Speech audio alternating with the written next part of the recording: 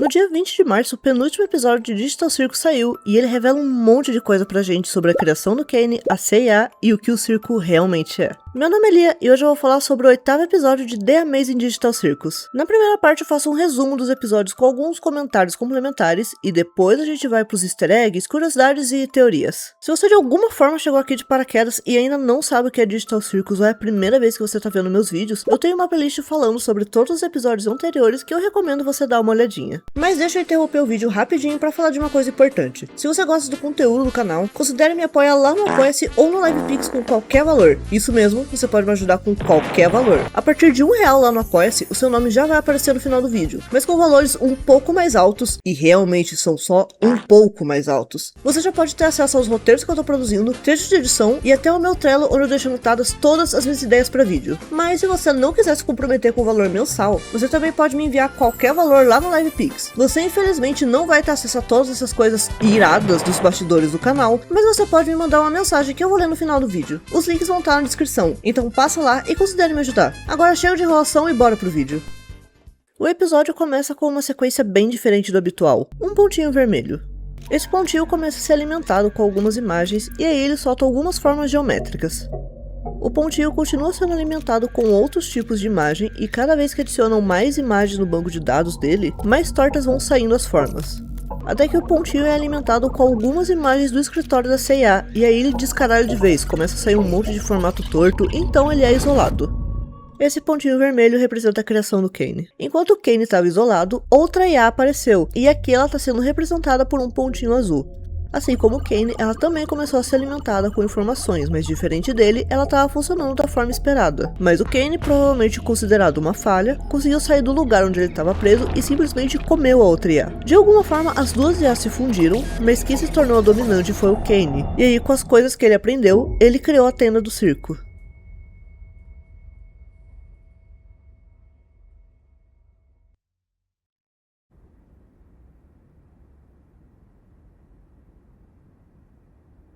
Calma. A cena corta pro Kane junto de 5 personagens, o Scratch e outros 4 que a gente não conhece, mas que provavelmente são funcionários da CIA. A câmera vai afastando até o rosto do Kinger, que tá totalmente em choque. Então, a Queen aparece e começa a conversar com ele. A princípio os dois não se reconhecem até que eles se olham e se abraçam, mas eles não conseguem lembrar o nome um do outro. Escuta, não importa o que aconteça, eu sempre... E agora você vai pro porão! Nossa, a gente já tá ficando sem humanos por aqui. Olha, não vai enlouquecer você também não, hein? Esse com certeza é um jeito de apresentar a relação dos dois. Depois que a Queen é abstraída, o Kinger fica completamente sozinho no circo, e dá pra ver que ele não tá nada bem. Até que alguém aparece. Eita, oi,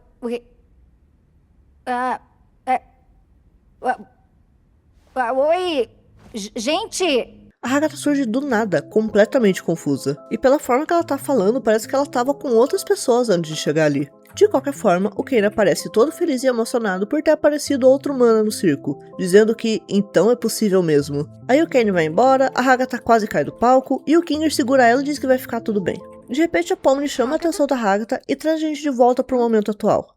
O pessoal ainda tá bolado com o que aconteceu, e Zubul começa a brigar com o Jax dizendo que mesmo que não tenha sido real, ele poderia ter fudido a única chance deles de saírem de lá. E o Jax argumenta que não importa, porque é só um e se. E se fosse real? E se o Abel fosse do mal? E se eles fossem pro vazio? E surpreendentemente a Gangle concorda com o Jax, o que pega até ele de surpresa. E ela basicamente diz que agora não é hora de brigar, mas sim de se apoiar. A Pomni concorda com ela e diz que talvez eles devessem desistir da ideia de sair dali e apenas... viver. Zubul fica meio melancólica e fala sobre ter sonhos, objetivos, de querer deixar a marca dela no mundo, então a Gangle diz que a Zubul já deixou uma marca na vida dela. Eu amo meu casal sáfico. O Jack já começa a querer ir embora pra ficar no canto dele, mas surpreendentemente Zubul impede ele de ficar sozinho, até porque no fim das contas, ele só tem uns aos outros ali. Enquanto isso, o Kenny tá lá no escritório dele sem entender por que o pessoal tá puto com ele. Ele fala pro Bubble que ele fez uma aventura que preenche tudo que eles queriam. Uma saída, respostas, uma coisa real, e mesmo assim a galera odiou. Tipo, não é possível que eles realmente queiram abandonar o Kenny, né? Nem a pau, Juvenal, nem a pau! Deus abençoe a dublagem brasileira. O Kenny continua reclamando que a galera odeia as aventuras, que ele fez um programa que cria um corpo, encapsula o arquivo das mentes deles e eles também odeiam. Peraí, o que você falou aí? E ele continua falando com o Bubble sobre como essa é a função dele e que os personagens o odeiam, ao mesmo tempo em que o Bubble começa a soltar frases negativas sobre o Kenny. Eles preferem enlouquecer a embarcar nas suas aventuras. Isso não pode ser verdade. Eu faço tudinho por eles. Eles não veem o meu esforço. Talvez você só seja muito ruim nisso. Cala a boca! Não. Eu consertei isso. Eu posso resolver qualquer problema. Eu posso resolver esse. Isso é só um grande enigma que eu preciso resolver. Defeituoso! Falho! Cala a boca! Quebrado! Indigno! Chega! Talvez tenha merecido ser abandonado. Chega! Você realmente era a criação inferior. Você estragou tudo. Já chega! Quem eles acham que são? Eu dou tudo pra eles. E eles cospem na minha cara! Eles não sabem do que eu sou capaz? Humanos! Eles só pensam em si, são mimados! Eles não vão me enlouquecer, não vão me deixar! Não vou deixar! Eu sou melhor! Eu tenho mais poder! Eu sou o original! Eu sou Deus!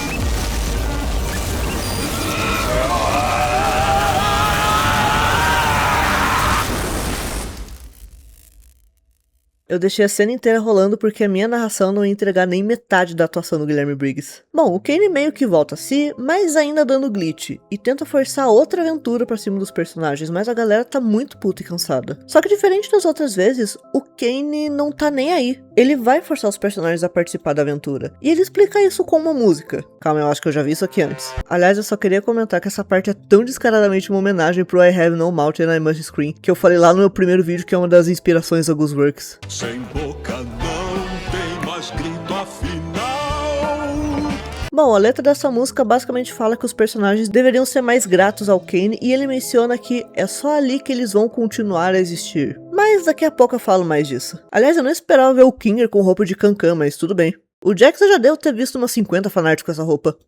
A Agatha então, mas como eu disse, essa é a forma do Kenny explicar pros personagens que ele cansou de ouvir a reclamação deles, que agora é ele que tá no comando e que é melhor eles fazerem o que ele manda. Zubo bem que tinha avisado que ele só se segurava porque gostava deles. Eles decidem ir até a cafeteria, que eu nem sabia que existia ali, pra poderem conversar. Aliás, essa parece ser a mesma bebida naquela foto lá do Jax com a Ribbit. Ele até fala que tem um tempo que ele não vai lá. De repente a Pomni olha um balde ali no chão e tem uma ideia. Ela coloca ele na cabeça do Kinger e pede pro pessoal esperar. A galera não tá entendendo muito bem o que tá acontecendo, mas a Agatha, que também percebeu como o Kinger funciona, pede pra confiarem nela. E depois de algum tempo esperando, o Kinger começa a falar de forma racional. A Pomni pergunta o que ele sabe sobre o Kenny e o Kinger começa a contar tudo o que ele se lembra. Ele explica que as lembranças são meio borradas, mas que se lembra da CIA. Ele explica que não foi uma empresa criada para aquela aventura, e que é uma empresa de verdade e que ele trabalhava lá. Só que diferente do que a gente achava, eles não criavam jogos. Eles criavam inteligências artificiais criativas, que seriam capazes de ter ideias próprias e criar coisas dentro do programa. Seria o Kane o motivo das runs estarem tão caras? Aliás, Kane não é nem o nome dele, mas o Kinger não lembra como chamavam ele no começo. Mas ele foi a primeira tentativa bem sucedida deles, e uma das maiores conquistas na carreira de programador do Kinger. Mas ele não criou o Kane sozinho, ele recebeu alguns redirecionamentos do Scratch. Aqui o Kinger elogia bastante o Scratch, dizendo que ele era um gênio e que conseguia ter ideias mirabolantes. Apesar do código dele ser bem confuso, o resto da equipe mal conseguia trabalhar com a linguagem de programação dele. O que na verdade é bem comum, às vezes nem eu entendo os códigos que eu fiz há um mês atrás. Mas na verdade o Kinger não sabe dizer se isso acontecia pelo Scratch ser muito inteligente ou se era por causa do tumor cerebral dele. O Kinger também disse que o Scratch estava tentando criar alguma coisa específica, mas ele não consegue lembrar o que era.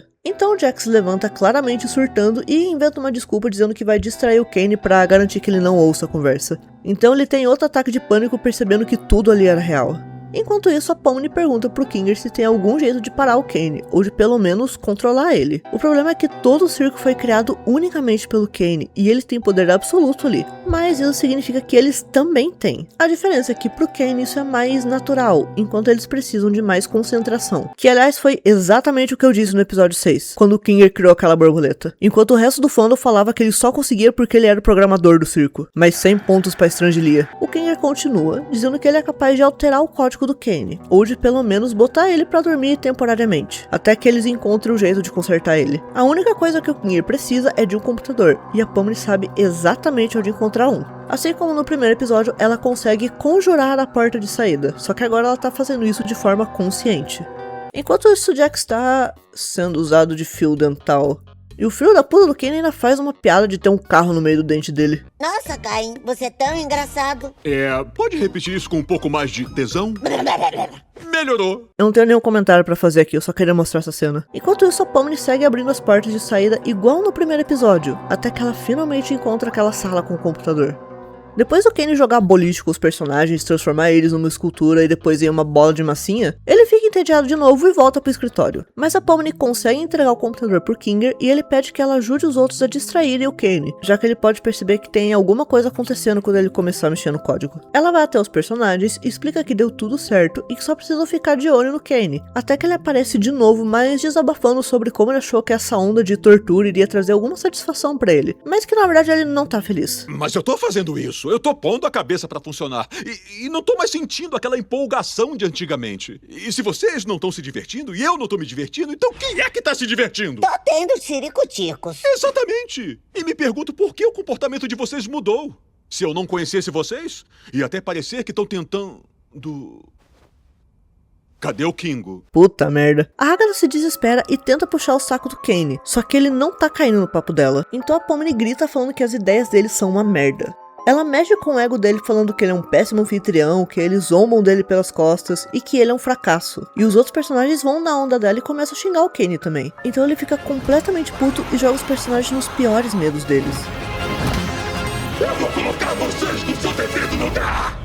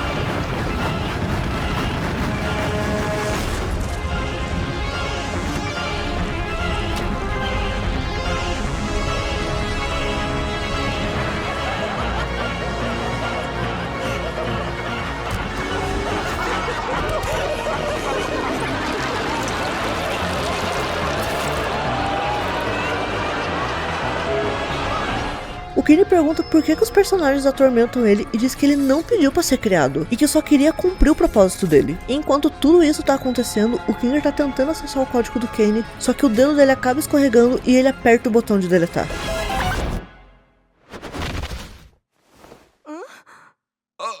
Peraí. E o Kane é deletado. Simples assim. E como a gente já esperava que fosse acontecer, sem o Kane o circo começa a colapsar e se desintegrar. Então o Kinger vai até o pessoal pra explicar o que aconteceu. Eu acho que matei o Caim por acidente.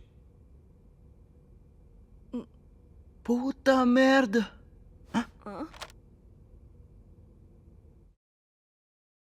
Cara, que episódio incrível. Pra mim ele tá pau a pau com o episódio da Mansão Assombrada, de tanto que eu gostei desse aqui. Amo todos os episódios que o Kinger é o protagonista. Mas vamos falar logo sobre o que vocês querem saber. Eu quero começar falando das 3 principais teorias que estão circulando por aí. A primeira delas é de que a outra IA, a bolinha azul, na verdade seja o Bubble. E é por isso que ele tá sempre com o Kane e às vezes fala pra ele se matar, que ele é um merda. E isso também leva pessoas a acreditarem que ele possa ser o responsável pelo Kinger ter apertado o botão de deletar. Mas eu já quero deixar claro que eu não concordo concordo em nada com essa teoria. Primeiro porque lá no começo do show, as pessoas já tinham perguntado pra Gooseworks se o Bubble era um humano, se era tipo um cachorro, e ela respondeu explicando que o Bubble é só uma AI mais simples que o próprio Kane criou. Ele inclusive é o mesmo tipo de AI que a Lua. Além do mais, a Gooseworks também confirmou que o Bubble foi deletado junto com o Kane, o que me deixou bem triste porque o Bubble é meu segundo personagem preferido. E eu sei que a galera sempre gosta de usar a cartada de que a Gooseworks gosta de mentir, mas a Gooseworks nunca mentiu sobre nada que era realmente importante pra história. Pra mim, o Bubble é mais o equivalente ao que seria a consciência do Kane. E é por isso que quando o Kane tá bem, ele puxa o saco dele. E quando o Kane não tá bem, ele fala pra ele que ele é um merda. Igual funciona com a nossa própria consciência. Com isso, eu quero passar pra próxima teoria, que eu vou chamar carinhosamente de teoria da caverna do dragão. Os personagens, na verdade, já estão mortos. Tem 3 principais motivos da galera tá pensando isso. O primeiro é o fato de que o Scratch tinha um tumor. O segundo é a Gangle que parece ter sido atropelada. E o terceiro é a Agatha que parece ter sido esfaqueada pela mãe. A gente sabe que o circo é um lugar que encapsula a mente dos personagens, sem a necessidade de corpo físico. A base dessa teoria é de que o Kane tá levando pessoas que estão à beira da morte pra dentro do circo para que elas possam continuar vivendo. E que tudo isso é uma criação do Scratch. Lembra que o Kinger disse que o Scratch estava trabalhando num projeto específico? As pessoas acreditam que ele estava tentando achar uma forma de se manter vivo, mesmo com o tumor na cabeça. Isso de certa forma faz sentido. Quase todo mundo ali tem o potencial para ter morrido na vida real. A Haga tá nas mãos da mãe, Gangle atropelada, Jax no acidente de carro. O Kinger a gente poderia assumir que não morreu, mas que ele foi junto com os outros funcionários da CIA por ser algum tipo de teste, e a Pomni porque ela disse que estava explorando um prédio abandonado antes de ir pro circo. Então dá pra tentar forçar que teve algum acidente nessa exploração. Só Zubo que não dá pra supor nada do tipo. Mas tem um detalhezinho que me faz não acreditar nessa teoria. Quando a Agatha apareceu no circo, ela tava com outras pessoas. Ela tava chamando por eles. Oi,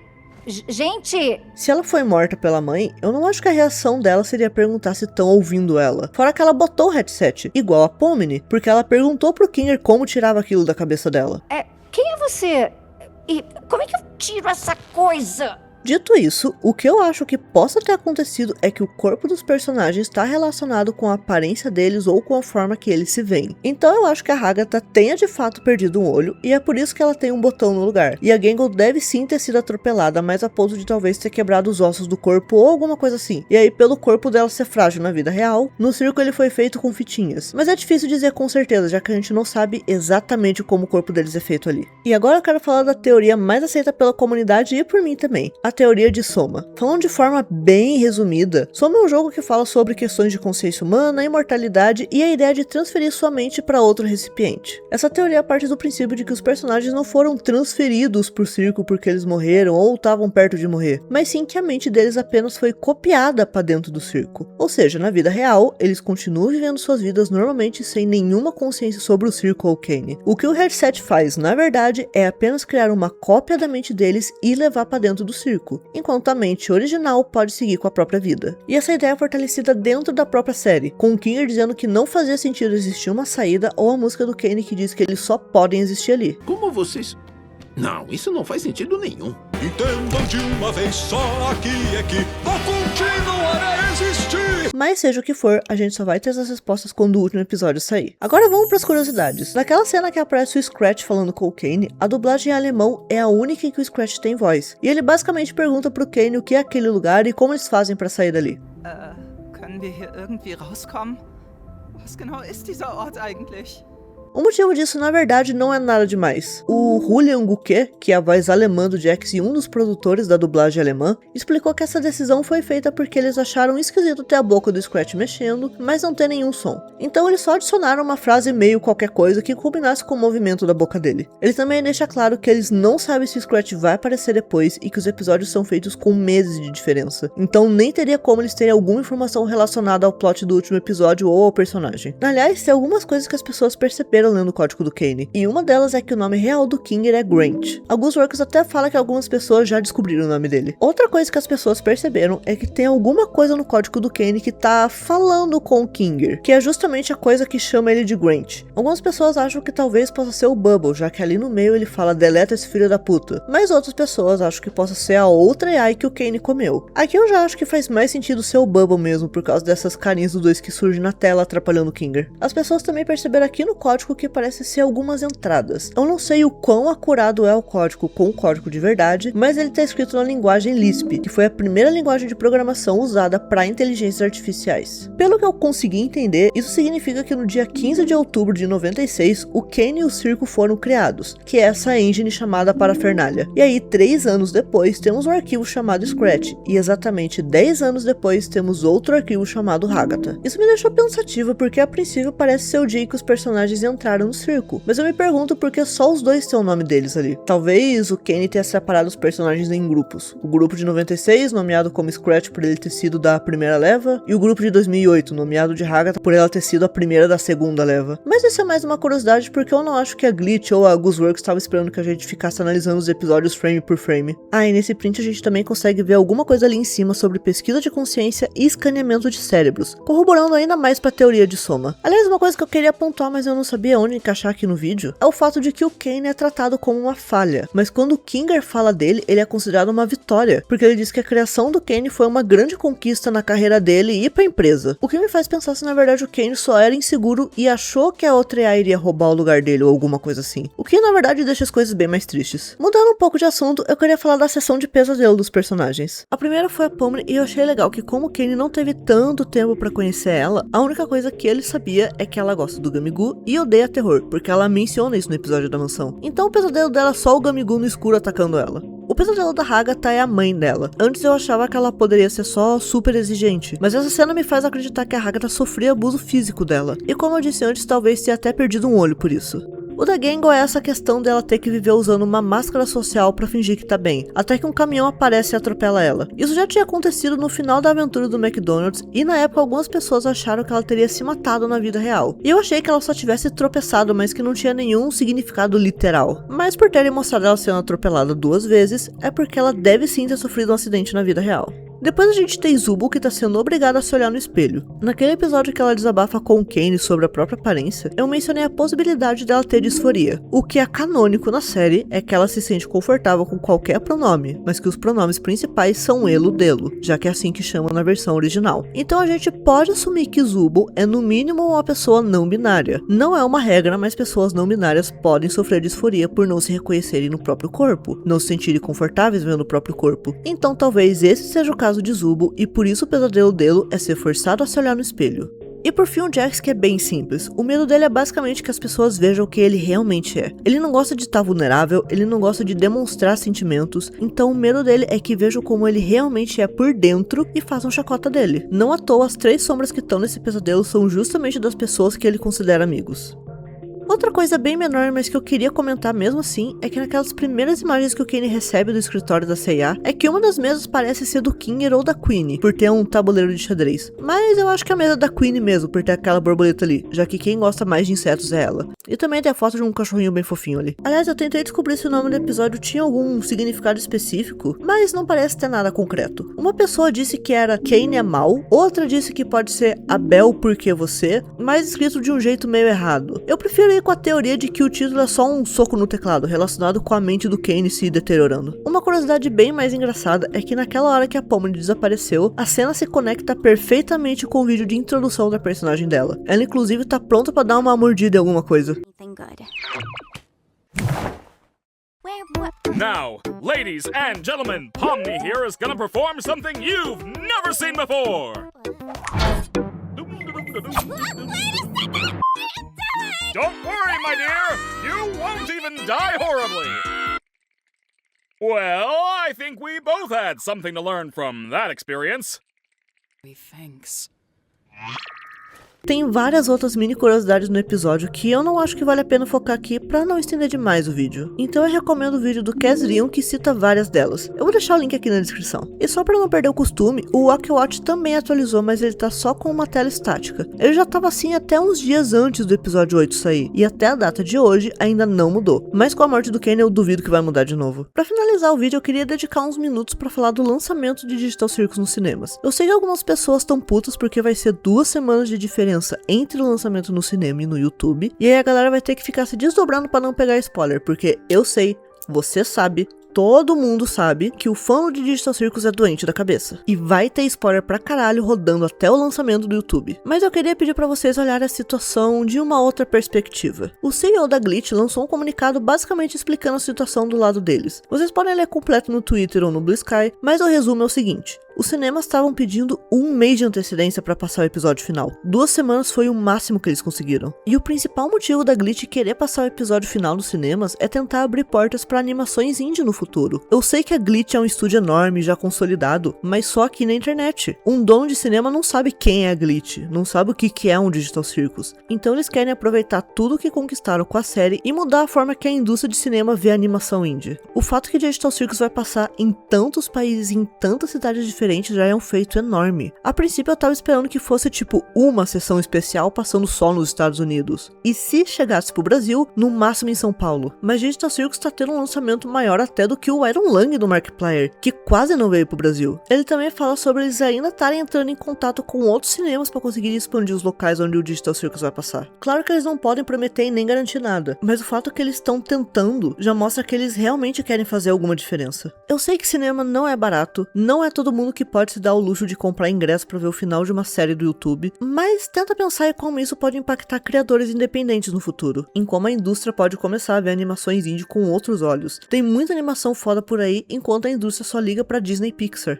E com isso a gente chega ao final do vídeo. Um agradecimento especial para os apoiadores do mês. E eu também queria avisar que recentemente eu comecei a usar o Milanote nos meus roteiros, que serve basicamente como um quadro em branco onde eu coloco imagens, link de pesquisa e coisa que às vezes não vão para a versão final do vídeo. Se você é um apoiador no nível Gremlin, agora você também vai ter acesso ao quadro do roteiro mais atual que eu tô produzindo. E é só do mais atual porque eu uso a versão gratuita e tenho que ficar deletando para economizar espaço. Se você quiser apoiar o canal ou mandar algum valor sem se comprometer com uma assinatura mensal, o link do meu Apoia-se e do meu Live Pix vão estar na descrição do vídeo. Tanto o nome dos apoiadores quanto as mensagens enviadas vão aparecer no final do próximo vídeo. Não se esqueça de me seguir no Blue Sky e nas minhas outras redes sociais. No meu card você consegue encontrar meu Letterboxd, meu Instagram, meu Tumblr, então dá uma olhada lá para saber onde você pode me acompanhar.